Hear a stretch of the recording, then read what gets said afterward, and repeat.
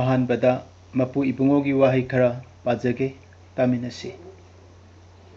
मथौ तादुना हौजिक मतम खरा मखल मखा चांग येंगबना नखोइबु थवाई वाहल्लबसु नखोइनि यामना हराउजै मैना फुदोंलबसु मांगबा याबा सनादगी हेना ममल यामबा नखोइगी चांग येंगलबा थाजबा अदुना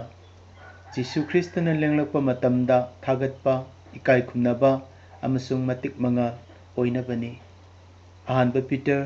पंदुप अमा पद तरुक अमसुंग तरेतगिनी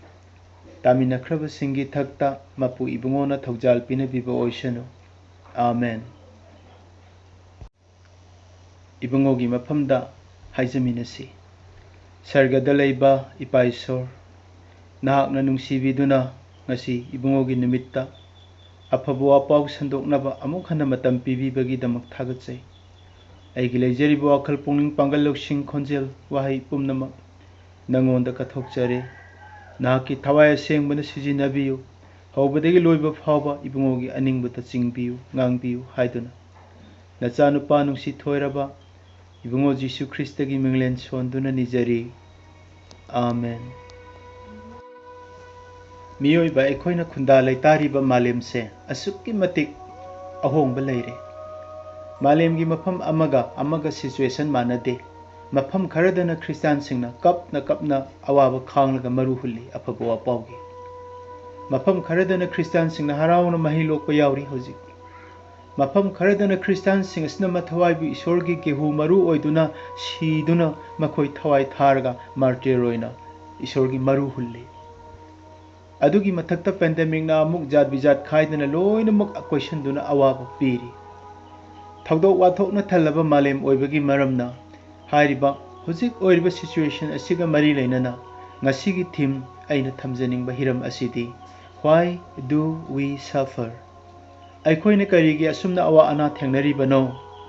एज ए क्रिश्चियन ओइना मसिगी मतांगदा अइना थमजगे मालेम असिदा अवाबा मखल कयामुक लई अदुबु अवाबा मखल अनिखक ता अखोइना पुनसिनबा याय अवाबा मखल अमना पाप की दमक वाबा मसिगी मनुंगदा मुक पॉइंट कयामुक खाइदोकपा याखरे अनिसुबा अवाबा असिना अइना लांजरुद्रबसु धर्म चेनबगी दमक अवा अना थेंगनबा अवाबा खांगबा मखल अनि असिनी इसिल इनाउसिंग अवाबा मखल अनि ओइरबसु अवाबा मखल कया लेरबसु अवाबा हाइबसिदी अवाबनी सफरिंग इज सफरिंग अवाबगी हौरकफमदी पापनी अदुना धर्म चेनबसिंगना वारिबसिसु पाप चेनबसिंगी मखुत्ता वारिबनी पाप चेनबसिंगना वारिबसिसु पाप अदुना पुनबदगी वारिबनी अदुना बाइबल असिदा सर्ग अमसुंग मालेम अनिमकी चप मानबा चना कांगलोन अमा लई मदुदी लो ब्रेकर आइन थुगाइबा हाइबसिनी इहान हाना आइन थुगाइदुना सफरिंग हाइबसिगी हौरफम ओइखिबा से मखल मरी उबा फंगे मदुदी ईश्वरना सैतानबु अहानबदा पुनबा हौकी आइन थुगाइरुबदगी अनिसुबदा सैतानना अमुक लेखा तारबा माना मियोइबबु अमुक पुनबा हौकी पापकी थौरीना अहुम सुबददी मियोइबबु लो कोर्ट की मतेंगना आइन थुगाइबा मतमदा अमुक पुल्ली कैसुम संगदा थम्मी ददीपी मरी सुबददी इन चेन फॉर क्राइस्ट धर्म चेनबसिंगना ख्रिस्तगी मरुंगी दमकता मरा लेतना वाजबा अवाबा खांगबा मखल मरी असे अखोइना उबा फंगे हाइरिबा मखल मरी असे परेंग अमनी खक एक्सप्लेन तौजगे अहानबदा ईश्वरना लेखा तारबा एंजल सिंगबु अमंबदा पुनखिबा कदाइदा उई God has put the fallen angels in eternal chains in dark night till the great day of the judging. Masagi senglaba mafam thadokhiba sargadut singbu ibungona sathiba wayengi damak lomba naidaba yolhing phalangna amambada punduna thamki Jehuda Jut haibadugi verse 6 uba phangi aduga Jisaya tara marigi tara manga amasung tara mapanda ikoin uba phangi masi first chain gi explain ni aduga second chain lekha taraba saitana amuk miyoibabu pap tahalaga sibada thangthanba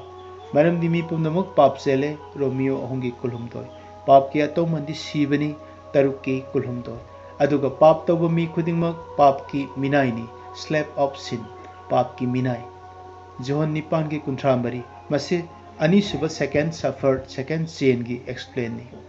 अदुगा अहुम सुबा असिदी लो कोर्टना criminal अमसुंग फत्तब मीसिंगबु पुल्लगा कैसुम संगदा थम्मी मसिना अमुक कदाइदा उगनी माथी पंदुक तरागा निपान पद कुनमरी दगिना कुंट्रा मरी अदुगा Daniel तरुकी कुनमरी दगिनी मसी एकोइन उब fungi अदुगा मरी सुबा अमुक पुनबा असिदी करिनो ख्रिस्तबु थाजबसिंगना इबुंगोगी सीबा मसुंग हिंगतपगी साखीगिदमक योलिंग फलांगना पुनबा फावबा इबुंगोगा लोइनना अवा खामिनबा मसिना मरी सुबा सफर फोर चेननी अनि ईश्वरना सैतानबु पुनबा सैतान मियोइबबु पुनबा मियोइबना मियोइबबु लो थुगाइबगी पुनबा अदुगा ख्रिस्तगिदमक अवा खांगगिदमक चैना पुनबा योलिंग फलांगदा सीबा फावबा खांगबा हाइरिबा मरी असे अखोइन उब fungi हाइरिबसिंग असिगी मनुंगदा ngasi aina sandokjagadaba asidi why do we suffer अखोइन करिगिदमक अवा अना खांगलिबनो थेंगनरिबनो हाइबा असidi थाजबसिंगिदमक्तनी aina हाइजदोइसे अखोइ जीसु ख्रिस्त थाजरे पुंसीदा अमन वाररोय नाररोय हाइना खोइ खल्लगा चंगकपा मतमदा अवा अनंग थेंगनरकपदा हेक हेक वाखलसे तुंगदा हनबा याय ए करिगिनो सिनबु हेना वाय हाइरकपसु याय अदुबु फननबगिदमक्तनी अखोइबु ईश्वरना ख्वाइदगी नुसीबी सी फावबा तुंगी फननबा सी फावबगी रिवार्ड हाइदना अवा खांगजबगी मनासे चाउना थंबिख्रे अदुबु इबुंगोना ताइबंगपाल से सेंबा मतमदा कदाइ फावबा अखोइसे अवा अना थेंगनहनबा अखोइबु बोरगी मसक ओइना ब्लेसिंग ओइना कदाइ फावबदा सेंगदोकनबा वारकपिनबा तंबीनबा महाक माननबा कदाइ फावबा अवा अनंग से थेंगनहनपिगदबनो हाइबसे मथंग मथंग आई हाइजरके अहानबददी अखोइना अवा अनंग असि थाजदबसिंग चप मानना करिगुम मतमदा खांगमिनबा थेंगनबा वामिनबगी मरम असिदी ईश्वरना इहान हाना अतिया अमसुंग मालेम सेंबिबा मतमदा संबानरबा अतियादा लेसिन नोंफाइ थांगहलोय लेसिन अतियादा कैदंगोइदसु पाहेंदुना संबानरबा अतियागी मसूसदा डिस्टर्ब तहनबिरोय हाइदुना वासखिबा लेते ईश्वरना ngalaba numit amasung tha se sembi nakhoigi fajarba mangal se amangba nongna khak khanjal haloi haiduna wasakhibasu ईश्वरना leite masing thingamdraba thawan michak semki nakhoigi fajarba kuphet ka phet ngaliba fajakraba atia thanna ngaliba se ayu inu ngalakpada numit ki mangal na nakhoigi mangan bu muthat piroi nakhoigi nasak uhandaba tahon biroi haiduna wasakhibasu leite ibungo jisu krista awa anang pumnamaktagi थादत्पीबा कोकपीबा फ्री निंग तमहनबीबा ईश्वरनी लुक पंदुक मरी पद तरा निपान तरा मापनस्त उब फंगे इबुंगोदी सेन ब्रेकर्सनी सफरिंग खुदुम मांगहनबीबा ngamba ईश्वरनी अदुबो इबुंगोना नंग आइगिदमक्ता क्रॉस द कारगा थवाई कटपा मतमदा आइना क्रॉस द सीरे नखोइ पुंगहन हंदोकपीख्रे पापतगी मरमदुना हौजिकतगिदी नखोइ अमुक हन अवाना थेंगनररोय हाइबसिमदी माना हाइरंबा वासक पिरंबा लेते इबुंगोबु फागदबा अहिंग अदु यौरत्रिङै फागदबा निमित अदुमक्तदा महाक्ना सेबोकसिंगदा हाइबिरम्मि you will have trouble in the world नखोइना ताइबंगपानदा अवा अना लेगनी अदुबु नथौना फौ अइना ताइबंगपानबा सिबु ngamle जोहन तरा तरुकी कुंट्रा हुमदो अइखोइना अवा अनंग लेगनी हाइबसे कदाइ फावबा लेबा याबनो हाइबसे इबुंगोना याबिबा चांग अदुनी खोइना थेंगनरिबसे महाक्ना अइखोइबु थादोकपदि लेते अदुबु मरुपसिंग पुंगनिंग हंथगदब नते अवा अनंग हाइबसिगी पर्पस मरम द पर्पस ऑफ सफरिंग अदुगा द बेनिफिट्स ऑफ सफरिंग अवा अना खांगजबगी तोंगजबा मनासिंग अदुगा द फ्रूट्स ऑफ सफरिंग अवा अनंग खांगजबगी पालकदब रिवार्ड मही सिंग अदो असुकी मतिक यामख्रे असुकी मतिक चाउना थंबीख्रे मरुपसिंग मरम लेना अइखोइदी अवा अनंग थेंगनजरिबनी अखोइन क्रिश्चियन से ओइब मतमददी इबुंगोग सेटमिनबनिना अवानंगसिंग से लांथोप ngambagi पांगल लेजे अखोइन क्रिश्चियन से तोक्थोअगा पापता अदुमक हनख्रगे हाइब मतमदा हेना वागदोरिबनी अदुबु मदुगिदी थागतपिनब लेरोय मना लेते मांगागा अदुम लोइखिबदुनी शैतानगा लोइनना अखोइन अवा अनंग हाइबसे थेंगनबगी मरम मंगा खक अइ तेन हाइजगे अखोइन सफरिंग अवा अनंग हाइबसे थेंगनबगी मरम मंगा अदुगी अहानबा नंबर 1 अदुदी सिन पाप हाइबसिदी All have sinned, mi pumnamak pap chele.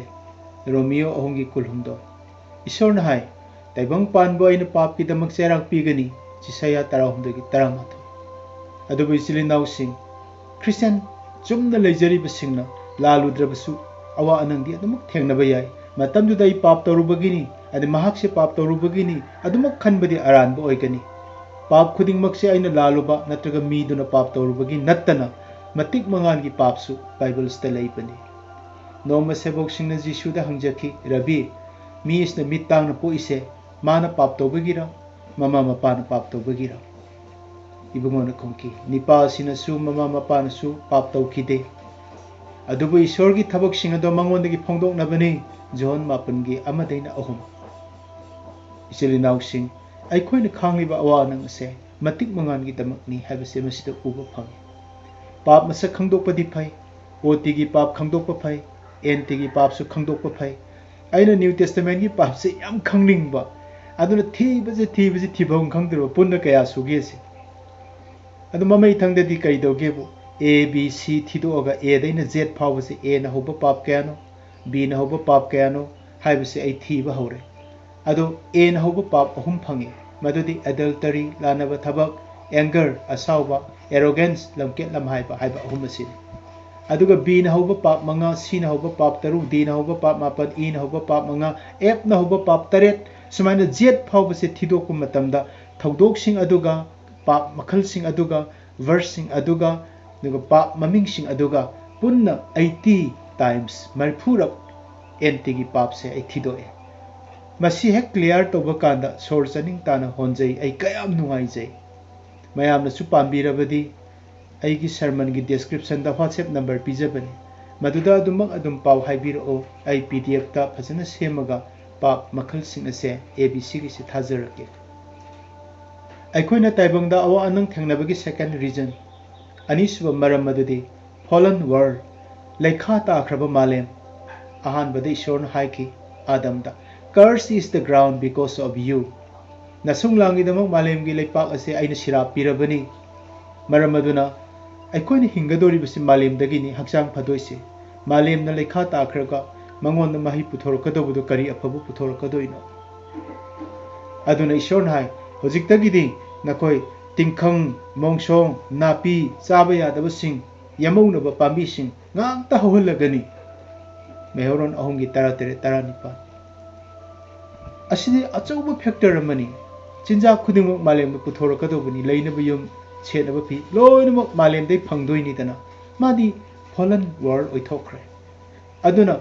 malem se lekha taba maramna ishorna panbana taduna the whole world is under the rule of the evil one.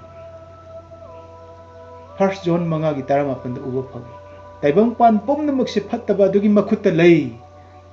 fallen world gi mapune kari aphabano koina malem sida aduna koina wari bani ai koi di ishor gi machani phattaba dui makha da su leite aduna taibang pan koi bu yengthiyeba John 13 ki 13 se pabiyo sira phangkraba malem sida ishor gi macha oina leijaba matamda awa anang thengnabagi reason amani aduga ahum suba adudi reason for suffering adudi he disciplines and corrects his children. Ibungon amana nungsiba macha khudingmak pu warakpi amasung sumthokpi warakpi ba do khanglabadi aikhoi ishor gi macha nipa singum oire mapana waraktaba macha kana leibege warakpi drabadi nakhodi lanaba macha sing oi achumba macha natte Ibriya 12 ki 3 nipa iduna lei aduna icha nipa ibungon warakpi ba do thawoidaba tawganu aduga napungning hanthaganu ibungona nungsiba mahak adubu warakpi aduga mana yaba khudingmak cherakpi Ibriya 12 gi manga amasung taru hairiba sing ase aikoina awa anang thengnabibagi aikoibu sana maifamda sengdokpagum awa anangi maida sengdokpibagi laibak phaba aduni karigumbada warakpiba leitrabadi lamja macha oi hai mama mapa leijidraba tolaba sing lairik tamdadana uphul waiful mayum makai irai leitadana lambi da mayam kangauna na chatliba sing ado aikoi ubiram lagani makoi nungairam gadra ning tammi haidana mama na mapana warakpiba machadi leinaba yum phangani mama mapana fajana tambi takpiriba maha adu setnaba waloi leinaba yum phangani adu chanaba phangani aikoi di ishor ge macha singni lamja macha natte अदुना अखोइबु वारकपिबा असे तुक्थगदब नते हराउजगदबनी मसिगी reward मतिक मंगान Chowna अखोइबु कोकथोल लुहुप crown ग लोइनना मानि इकाई खुमनबिगदौरिबनी मसे अहुम सुबा मरमनी अखोइना अवा अनंग थेंगनबगी मरी सुबा अदुदी reason for suffering he refines and test us महाउना अखोइबु सना लुपाबु मैद सेंगदोकपगुम सेंगदोकपी अदुगा चांगयेंग तौबी I have tested you in the fire of suffering as silver is refined in a furnace.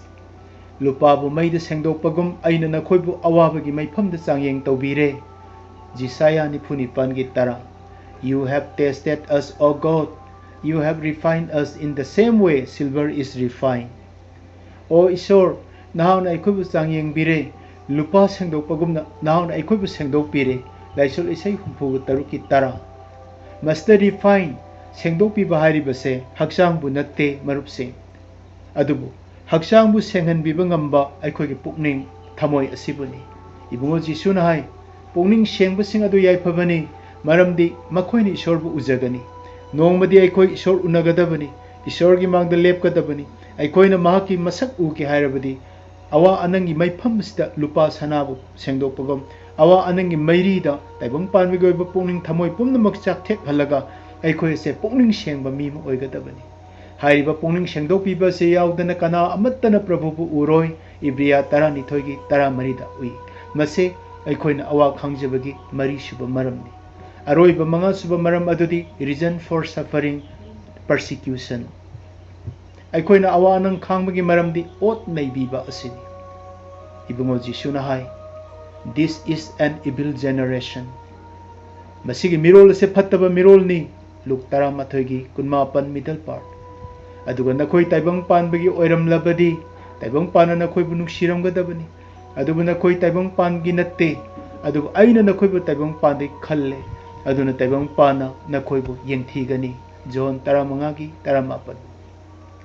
मखोयनी इपाबुसु आइबुसु खंगदबा मरमना थबकसिंग असे नखोयदा तौगनी जोन 13 की 3 नखोयगी नथक्ता खुद थागनी ओत नैगनी मखोयना नखोय खरबु सिहनगनी अदुबु नखोयगी कोकी समना अमत्त मांगलोय लुक 19 की 12 13 19 आइगी नुसिजरबा इसिलिनाउसिंग व्हाई डू वी सफर अखोयना करिगी अवा खांगलिबनो पॉइंट यामना पुथोकपा याय अदुबु टेंशन जबनी मंगादा सुपचिन जबनी अवा अनंग थेंगनबगी रिवार्ड बेनिफिट्स फ्रूट्स पर्पस लोइना खंगलबनीना हौजिक्तगिदी ईश्वर थागतपदा ओंथोकलसी अवा अनंग असे सुकना ममलबा अहिंगना तपना तपना अहिंग ममई ओइरकलगा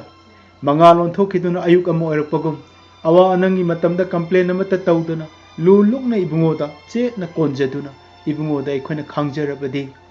कायरब थमोगी तेंथाखोल अवाटपा अना अब पुनम असे तपना तपना जॉय लव पीस हेना नुसिबिबा मतिक मंगादा हरावबदा इंथबदा लोइनमक ओंथोकपिरकनी मसिगी मतांगदा जोसेफ निंगसिंगबा याय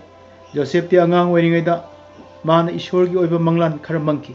मचिन मनाउनो यामना तरादुना यामना माबु येंगथीखी माबु मांगहन्निंखी ओट नैबीखी तसेंगनमकसु महाक सिरे हाइदुना माबु इजिप्त मिनायोनी ओंथोकी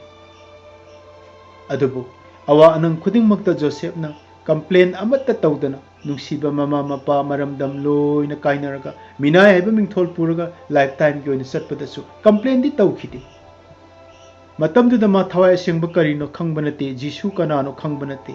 अखोइनदी मंगोंदगी कयामुक हेना खंगफम थोई थागतफम थोई मान ममा मपा काइनरबसु ईश्वरदी काइनगे खनखिदे अखोइदी अवा अनंग ताबा कांदा ngasi क्रिश्चियनदी ईश्वरदगी हाना ताइनरगा ईश्वर हाना थादोकनबा होनै हाना कंप्लेन तौनबा होनै मधु थादोक पिरो हाइदुना शर्मन से अइन पाइखतजबनी मान अचौबा इजिप्ट की मकोक ओइरकलबा मतमदा नेक्स्ट टू फेरो ओइरकबा मतमदा चाकतांगबा मतमदा मचिन मनावना लाकपदा मान मसक ताकथोकलगा हेक मचिन मनावदा आई जोसेफनी हाइबा मतमदुदा माकना हाइखी नकोइना आइगी इथक्ता फत्तबा थौरांग कया तौखी अदुबु ngasiदी मदो ईश्वरना मी कयाबु हिंगनबा अफबदो ओंथोकपिरे मेहरोन यांखैगी कुन अखोइना सफरिंग हाइबसिगी मीनिंग सु खंगलबा अदुगा पर्पस सु खंगलबा फ्रूट सु खंगलबा रिवार्ड सु खंगलबनीना हौजिक्ति awa anangi matamda koina haraubada momono lagi ishor thagat pagum awaba matamda su pirang laktagi mapui bungabu thagat pase ekoi ngamna ba honasi aikoi ne Christian ama oina dharma chenba mi ama oina awa anang thengnaba matamda karam haina face tawdoino mayok na doino karam haina khanga doribano kana kana aikoi bu pangbi gani haibasigi matangda aikoi gi helper mari khak lei pareng amani khak ai panjage yamna maru oiba point ni the first helper khudong thiba suffering matamda pangbi ba dudi the Lord is my helper prabhu se aikoi gi pangbi ba mapuni I'll not fear ai kiro naisule se yankai mari gi mari the Lord is with me prabhu ai galoina na lei naisule se chamaga tarani pan gi taru the Lord is near the broken hearted awa anang tarba kairba thamoi adugum kairba thamoi gi mana nak na mahak leibi naisule se kuntra mari gi taraga nipan ishor se ahanba first helper ni awa anangi matamda ani suba helper adudi aikoi ishor gi machani pa ibungo Jisu Kristani aikoi gi asonbada saruk yaminaba ngamba aikoi gi purohit len Jisu lei Ibria mari gi taramanga ibungo Jisu na hai aina na koi bu pitat patat pa masagum thanam loi John tara mari gi taranipan yengo aina taibang pan bagi aroibo phawba matam pumna makta na khoi ga loinari mathi kunipan gi kun Jisu Christ se ishor gi macha second helper ani suba pangbi ba matam aikoi suffering da ahum suba du di thawai aseng bana aikoi gi ason ba du ta pangbi mauna hainingai leitna na he baga loina na aikoi gi damakta haijabi Romeo ni pan gi kuntar the Holy Spirit gives us power aikoi gi khudong thiba matam da tu dana ba pangal man pibi thawai aseng bana aikoi da power pangal hapire pakhon chat singi thabak amagi ni pa mauna aikoi ga loinai amasung aikoi gi nung da leibi John tara mari gi tara tare third helper ni maha ase aroiba mari suba mateng pangbiba maha adudi awa anangda Singlup Church Community asini makoina awaba taraba matamda Singlup member amagi damakta church na kanna haijabi nungsibi aduga thaugatpi counseling tobi ngamjaba nit oiba mateng su pangbi maram aduna aikoi se asuki matik laiba phakraba mi sing aduni Herod na Jehudi singbu pelhanaba Peter bu pharga kaisum sangda thamlami matamadu Singlup na Peter gi damakta Ishwar gi mafamda thawai yauna haijarami pakon chepa singi thabak tarani thogi manga da ui Singlup na haijabi bagi paukum oina kaisum sangda tumdunu leiba Peter bu sargadut ama Singlup ki prayer gi answer oina jail da tharki aduga Peter bu lokthok piki pakon chepa singi thabak tarani thogi tare nipan da uwa phang akoina awaba taba matamda Singlup na haijabi maramdi thajaba Singlup ichil inau khuding brothers and sisters sing asina awaba singa waminai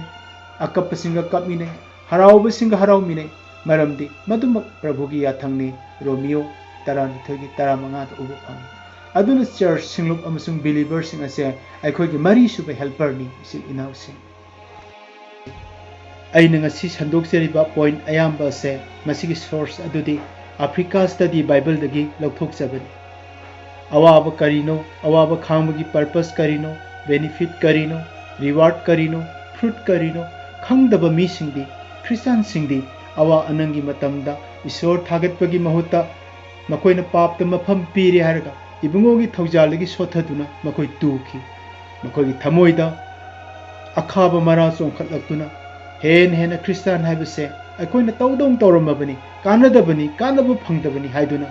mi kaya busu makoina khudi thinaba macha oirei Ibria tarani thogi taramanga da uba phang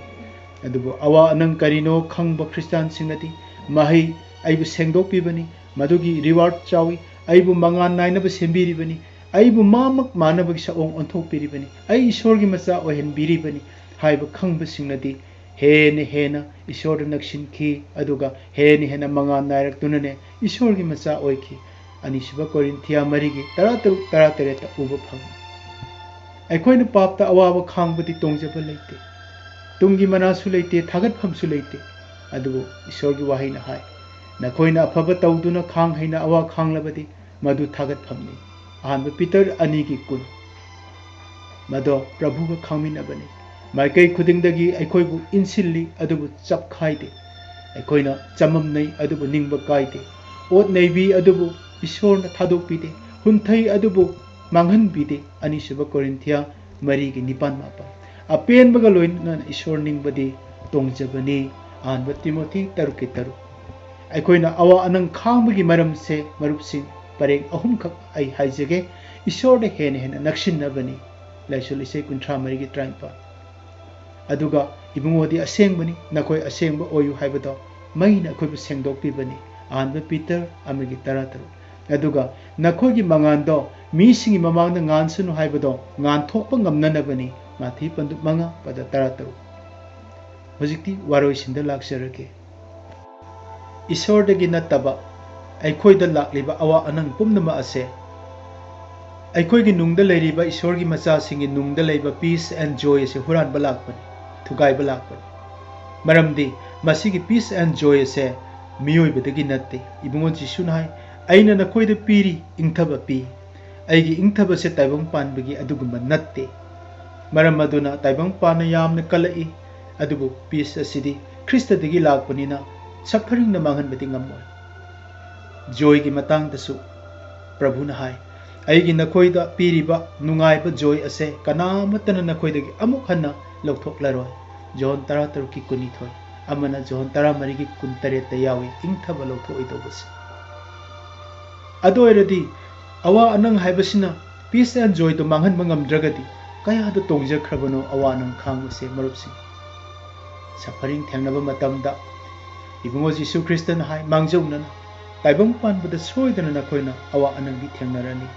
अदुबु नथौना फौ अइना ताइबंग पानबबु ngamle हाइबसे मसिनी zone 13 की 19 पोलनसु हाय लान ngambasingdagi अखोइना हेन ngambani Romeo निपान की 19 उबा fungi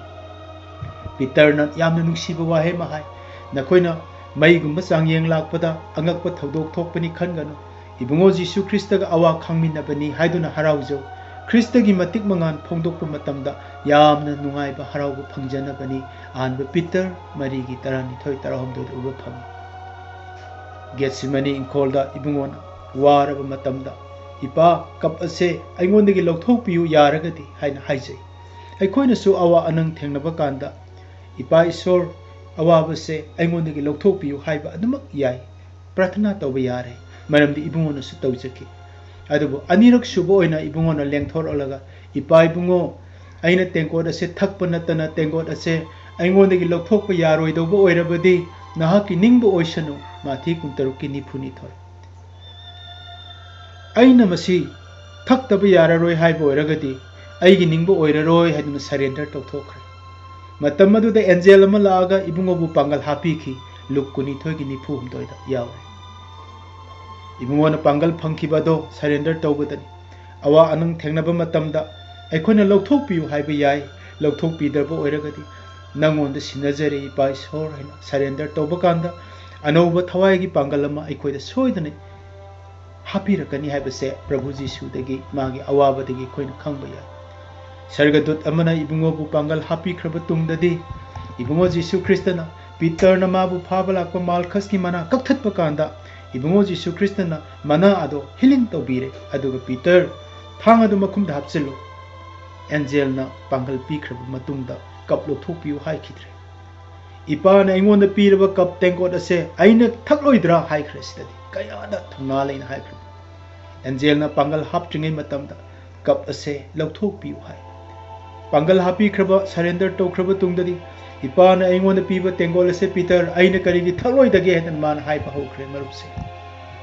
अदुगुमना अइखोइदा Pongal हापीरकपा ओइरगदी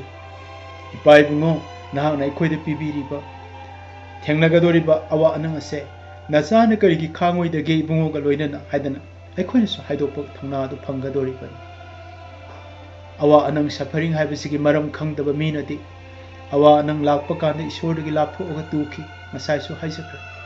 ताइबंग पानबदा मखोइ अदुमक मांगकी दैमासना मांगबको सफरिंग अवाबा हाइबसिगी मीनिंग खंगबा पर्पस खंगबा बेनिफिट फ्रूट खंगबा मीसिंगनदी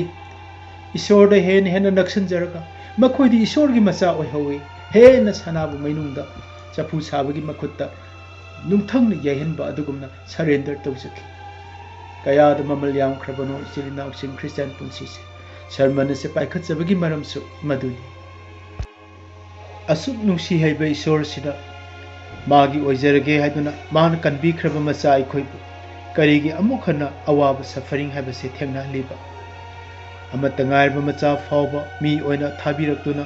cross ta pithokaga usil ohen biba ngamba ibungo mahakmakna karigino magi oikraba ikhoib amuk hana awa anangi mai da chang tobiri masigi meaning masigi value se khangba mi khaktana sana kono pura dalan thadoktuna ishorgi dam awaba khangba haibase tanari bani marupse hairiba sing asigi manungda amakhaktang pallabada mausi moses ase amani Israel macasina yamna tona wana sahi kya minai oiringai chek suringai matamda mausi se pokhibani mahakna chaulaga Egypt ki Pharaoh machanupi gi machanipa oina konungda madi chauki laibak thiraba malem gi jati singi manungda Israel singdi minai oiduna leiba matamda mahakti Israel amadi Egypt animaki mapu oina konungda nungai na mausi di hingbani khwaidigi laibak pharba mi haibado mausi asini adum oina mahakna Egypt ki lanthum Pharaoh gi nungairaba phambal atu phanghauraga Egyptian oina hinghoba natragana achumba ishor khurumjariba ishor gi awa khangliba masa sing asigi marakta minai oina yaujahuba ani ese wakhal tawba matamda Egypt ki lanthum dagidi Egypt ki sana konung dagidi Egypt ta Pharaoh oibadagidi Egyptian oina ningthaugi dar oihobadau sarupudi ishor gi macha singi damak awaba khanglaga Christ gi ming asida ain ikaiba nanghobana hena phai haina mahakna warep logjaki hariba verse adu ai pajake thamoy yamna kapningba sokba verse ni Christ gi maram gi damak ikaiba nangbana Egypt ki lanthum singdagidi hena mamalyamba lanni haina mahakna lepki maramdi mahakna tungda phangadaba mana ado yengki ningthau Pharaoh gi mai hauna sawba ado kidaduna Egypt thadokki maramdi uba ngamdaba ibungo mahakpo urabagumna mahakna awaba khangki Hebreya 13 gi 13 amasung 13 aigi nungsijaraba isil inausing mausina Christ gi mingi damak Egypt ki Pharaoh oigadaba khudong chaba Egypt ki lanthum pumnamak thadok sakhibado Christ gi mingda Christ poktribani ma BC lising amaga chamanga budra mathoi adwaida mahakti pokpani Ibungo Jisu Christo pokadabado magi matamdadi sahi lising amaga samiriga nifu taruk taret watlingai matamni saurakna pokadaba sahi lising am samir sanga watliba Christo gi tamak udriba Christabu urabagum poktriba Christabu pokrabagum mahakna kayagi matik ikai khumnazarga Christo gi tamak awaba khangnaba Egypt pumbat mana thadoki Pharaoh gi mai hauna sawbado mana ki khide sin inausi adoirabadi ibungo Jisu makki ina chamthokpikraba thawai asengbabu phangkraba mapa macha thawai asengmagi mingda baptize tokraba Holy Spirit baptize phangkraba aikoinadi mausidagi kayamuk hena lanthum thadopam thoi mausidagi kayamuk hena ikai khumna pham thoi Christabu aikoina mausidagi kayamuk hena aikoina awawa khangpham thoi haibase wakhal tominase Bible na hai masi thajaba yabani aikoina mahaka siminarabadi aikoina mahaka himinagani aikoina mahaka awa khanglabadi aikoina mahaka panminnagani anisuba Timothy anigi 13 amasung 12 gi first part aroibada Paul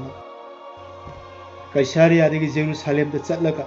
mafam aduda mahapu pha pullaga kaisum sangda sahi ani Jerusalem da leiramdai matam adugumba khongchat adu hauramdai da Judea dagi kumtharakpa agaba kauba agaba saribuwa takthokpa adu magi khwangyat lauri haraga makhong khut punsinjaraga asumna wa takthokki khwangyat asigi mapudo Jerusalem da soidana asigumna mabu pullagani Caesarea gi thajaba mayamna satpi khraganu haduna Paul bu makhong paiduna haijaki makhoi kapki matam aduda Paul na asumna khumki nakhoi na kapliba amasung aigi thamoi bu thugai biriba kari kino ibungo Jisu gi mingi damak Jerusalem da punna nabata natana sina nabasu aigi thorangni pakhon chatpasingi tabak kunma thoigi 16 Jisu gi hingba do aikoi gi hakchang da phongdok nanabagi damak ibungo gi sibado matam pumnamakta aina koi pujari Paul na haiki anisuba Corinthians 4 gi 10 Ishor gi wahai na hai nakhoi bu chang yengna naba nakhoi gi nathakta mai gum chang yeng lakpa matamda nakhoi da angakpa thaudok thokpani haiduna nakhoi na ngakkana adubu nakhoi na Christ gi awa khang gi saruk phangminnabani haina haraujau Ishor na Christ gi matik mangan phongdokpa matamda nakhoi na yamna haraujanabani kanagumana Christian ama oina awa khanglabati महाने इकाइदसनु मधुगी मरमदा महाने ईश्वरबु थागसनु अहानब Peter मरीगी 12 13 अमसुंग 13 पुमनमक्की थक्ता मपु इबुंगोना थौजाल पिनेपिबा ओइरसनु आमेन।